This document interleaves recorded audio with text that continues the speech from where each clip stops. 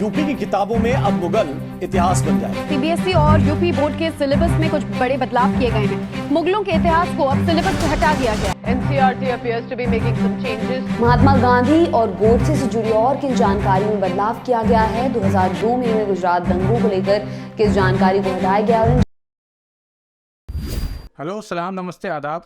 मैं हूं हैदर अली और आप देख रहे हैं न्यूज़ चैनल हमारी आवाज़। दोस्तों, आरएसएस और भाजपा ने अपने सांप्रदायिक एजेंडे को आगे बढ़ाते हुए इतिहास की किताबों में बड़े पैमाने पर काट-छाँट की है। ये बदलाव हिंदी और नागरिक शास्त्र की किताबों में भी किया गया है। इतिहासकार प्रोफेसर आदित्य मुखर्जी कहते हैं कि ये कोई पहली बार नहीं हुआ। जब भी आरएसएस को सत्ता की ताकत हासिल हुई, उसने अपने सांप्रदायिक एजेंडे को लागू करने की पूरी कोशिश की है। 1977 में जनता पार्टी में विलय कर चूँकि तब की जनसंघ और आज की भाजपा ने ये मांग की थी कि इतिहास की मौजूदा सभी किताबों को हटा देना चाहिए, तब पूरे देश में इस मांग का विरोध हुआ था और आरएसएस को मजबूरी में चुप होना पड़ा।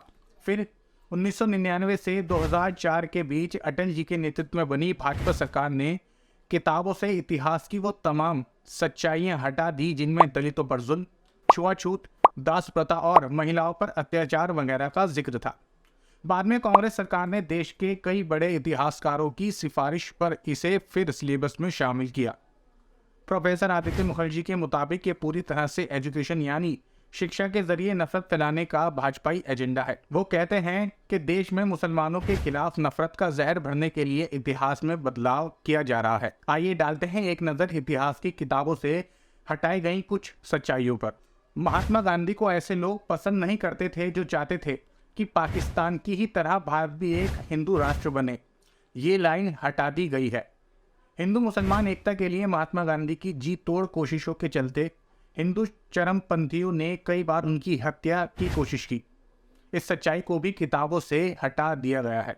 बच्चे अब ये भी नहीं जान पाएंगे कि गांधी जी की हत्या से हिंदू मुस्लिम एकता चाहने वालों पर ऐसा जादुई असर पड़ा कि नफरत फैलाने वाले संगठनों पर कुछ दिनों के लिए पाबंदी भी लगा दी गई। इससे पहले कि हम आपको किताबों से हटाई गई कुछ और बातें बताएं, कांग्रेस से ये सवाल पूछना ज़रूरी समझते हैं कि महात्मा गांधी की हत्या के बाद जब आरएसएस जैसे नफरती संगठन को बैन कर दिया गया था तो बाद में पाबंदी क्यों हटाई गई? क्या उसने नफरत से तौबा कर ली थी? कांग्रेस इन सवालों से बच नहीं सकती। बहरहाल, हम प्रोग्राम के विषय को बदलना नहीं चाहते, इसलिए लौटते हैं अपने मौजू की तरफ। दोस्तों, अब स्कूली बच्चे सोशल साइंस की किताबों में लिखी इस सच्चाई को भी नहीं पढ़ पाएंगे कि एक साजिश के तहत गुजरात दंगों द्वारा हिंदू मुसलमानों के बीच नफरत फैलाई गई और समाज पर उसके बहुत बुरे असर पड़े।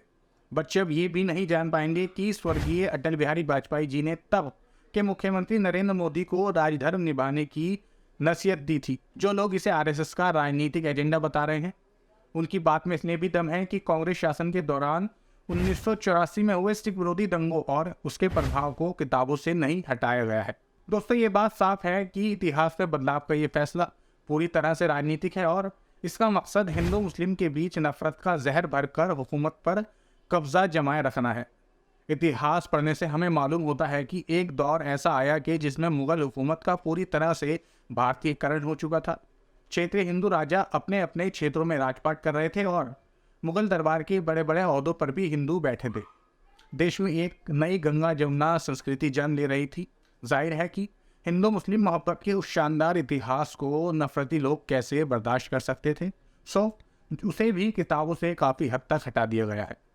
सरकार की तरफ से दलील दी जा रही है कि कोविड के बाद बच्चों पर पढ़ाई का बोझ कम करने के लिए ये सब किया गया है, जबकि सच्चाई यह है कि इतिहास की पढ़ाई की जिम्मेदारी का बोझ पिछले काफ़ी समय से भाजपा IT सेल द्वारा चलाई जा रही व्हाट्सएप यूनिवर्सिटी को सौंप दिया गया है। बहरहाल, ये तो था इस खबर का एक पहलू। अब बात करते हैं इसके दूसरे पहलू की। दोस्तों, इस राजनीति के बहुत ही ज़्यादा खतरनाक साइड इफ़ेक्ट्स हैं जो नफरत की आग में अंधे हो चुके लोग देख नहीं पा रहे हैं।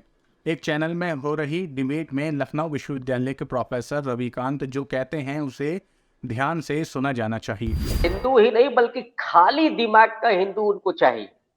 उनको हिंदू से कोई मोहब्बत नहीं है। वो जो चीज उनके भीतर डालना चाहे उसके अनुसार वो रिएक्ट करे।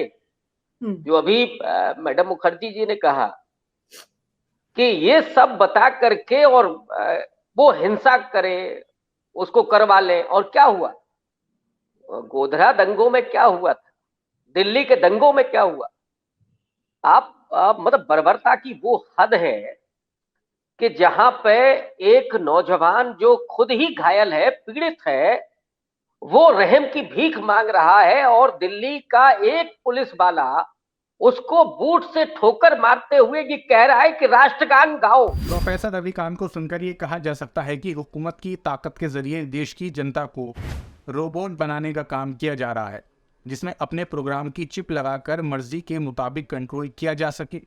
इस तरह की राजनीति के रास्ते पर चलकर हम मूर्खों की एक ऐसी भीड़ तैयार कर लेंगे जो कोई भी सवाल सुनने को तैयार नहीं होगी। जनता को समझना होगा कि भाजपा के ज्यादा असर वाली हिंदी पट्टी ही भारत नहीं है। सैकड़ों भाषाओं संस्कृतियों वाले देश में इस तरह की राजनीति भविष्य में देश की एकता, अखंडता और संवाद के लिए बड़ा खतरा साबित होगी। हालांकि अच्छी बात यह है कि देश में हिंदुओं की एक बड़ी आबादी इस साजिश को समझ रही है और इसके खिलाफ आवाज उठा रही है। लेकिन ऐसे ईमानदार हिंदू आरएसएस को बर्दाश्त नहीं है। उन्हें महात्मा गांधी भी बर्दाश्त नहीं थे, इसलिए विरोध की इन सभी आवाज़ों को दबाया जा रहा है। सबसे अहम सवाल ये है कि आरएसएस का सबसे बड़ा निशाना मुस्लिम समुदाय इस मुद्दे पर क्या कर रहा है। ये ठीक है कि मुसलमानों की सियासी नुमाइंदगी करने वाले लगभग सभी नेता आरएसएस के खिलाफ आवाज़ उठा रहे हैं और मुस्लिम समाज भी चुनाव में उनकी पार्टियों को वोट देकर उन्हें ताकत देता है, फिर भी बात नहीं बन रही, क्यों? इस सवाल का जवाब ढूंढना जाना बहुत ज़रूरी है और जवाब यह है कि हिंदू और मुस्लिम समाज के बीच सामाजिक सतह पर, ज़मीनी स्तर पर प्यार मोहब्बत, मेल जोल कायम करने का कोई ठोस काम आज़ादी के बाद से आज तक नहीं किया गया। आरएसएस ने समाज और राजनीति दोनों स्तर पर एक साथ काम करके ही ये कामयाबी हासिल की है, जबकि काशीराम, मुलायम सिंह यादव, लालू प्रसाद यादव, चौधरी चरण सिंह या किसी भी मुस्लिम नेता ने भी अपने और गैर मुस्लिम समाज को सामाजिक स्तर पर जोड़ने का कोई काम नहीं किया। मुस्लिम और गैर मुस्लिम समाजों के बीच दरार बनी रही, जिसको आरएसएस ने एक ऐसी खाई बना दिया है जिसे पाटना मुश्किल तो है लेकिन अभी भी नामुमकिन नहीं। बस ज़रूरत है आलिमों, दानिश्वरों, सामाजिक और राजनीतिक असर रसूख रखने वाले मुसलमानों के स्तर जोड़कर बैठने और हिंदू मुस्लिम एकता के लिए एक रणनीति तैयार करने की। आज जबकि आरएसएस राजनीति और समाज दोनों से महात्मा गांधी को मिटा रहा है, ऐसे में मुसलमान कम से कम सामाजिक स्तर पर तो गांधी को बचा ही सकते हैं। इससे पहले के मदरसों में नाथुराम को पढ़ाना आपकी मजबूरी बना दी जाए, आप गांधी को पढ़ाइए। मुस्लिम मोहल्लों में जोर शोर से गांधी जयंती मनाकर आप उन हिंदुओं को ताकत दे सकते हैं जो इस देश को नाथुराम का नहीं, गांधी का देश बनाना चाहते हैं। ज़कात और इमदाद के करोड़ों रुपए पाने वाले अपने मदरसों की एक हिस्से में आप सबके लिए फ्री कोचिंग सेंटर खोलकर हिंदू मुसलमान के बीच की दूरी को कम कर सकते हैं। आप दलितों को अपने यहाँ होने वाली शादी में बुलाकर अपने साथ दस्तरखान पर बैठाकर आरएसएस के इस प्रचार की धार को कुंद कर सकते हैं कि मुसलमान दलितों को अपने से कमतर समझते हैं। इस तरह से आप मोहब्बत और भाईचारे का एक ऐसा नया इतिहास लिख सकते हैं कि जिसे मिटाया नहीं जा सकता। दोस्तों, आप हमें कमेंट करके बताएं कि देश में हिंदू मुस्लिम एकता के लिए और क्या क्या किया जा सकता है। वीडियो देखने के लिए बहुत बहुत शुक्रिया। चैनल को सब्सक्राइब जरूर करें।